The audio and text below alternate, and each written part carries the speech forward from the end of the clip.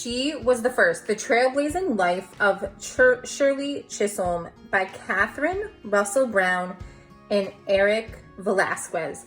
So I'm not going to read this whole book. It's very in-depth, but I am going to read the book jacket. It says, Shirley liked to be in charge.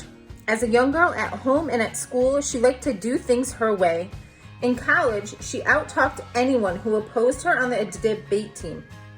After graduating, Shirley became an educator and a community activist, standing up for the rights of women and people of color.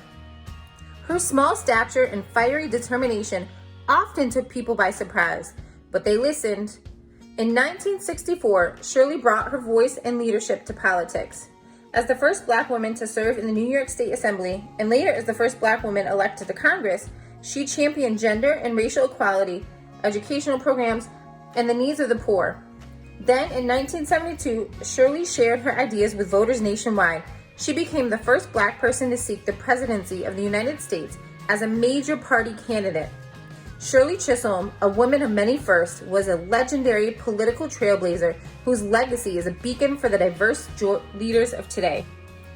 So what I really love about this book is a couple things. The illustrations are simply stunning. They jump off the page. The other part is it doesn't just jump straight into her political career. It really talks about her foundation throughout childhood. This page is talking about working hard and getting to play at the end of the day, about how she really focused in school and pushed herself to learn outside of school as well and ask lots of questions. Her father played a huge role in her life. They would talk at the dinner table about current events. It says here, Papa read 3 newspapers every day. He was full of information. When she went off to college, she was a little bit torn about what she was going to do in life. So she consulted her favorite teacher, Professor Warsaw, and he said since she was such a great debater, she should give politics a try. But she decided to go into teaching because she loved children.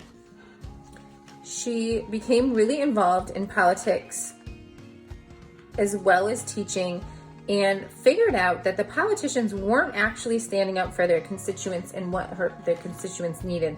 So she decided to run for New York State Assembly and she won. As it said on the book jacket, she really championed rights of many people, and then she decided to run for Congress and won as Congresswoman.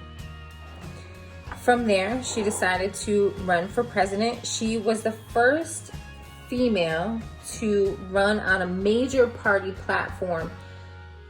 There were a couple before her that ran on smaller platforms, but she was the first one to run for the Democratic nomination. And she absolutely was the first Black woman to run for president ever in history. I really appreciated that her slogan to run for president was unbought and unbossed. If only all of our politicians could be unbought and unbossed. Then it goes into a little bit of afterward to go in deeper about her life and after her political career.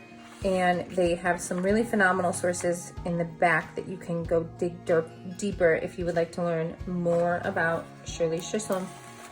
Here is the author, Kathryn Russell-Brown, and the illustrator, Eric Velasquez.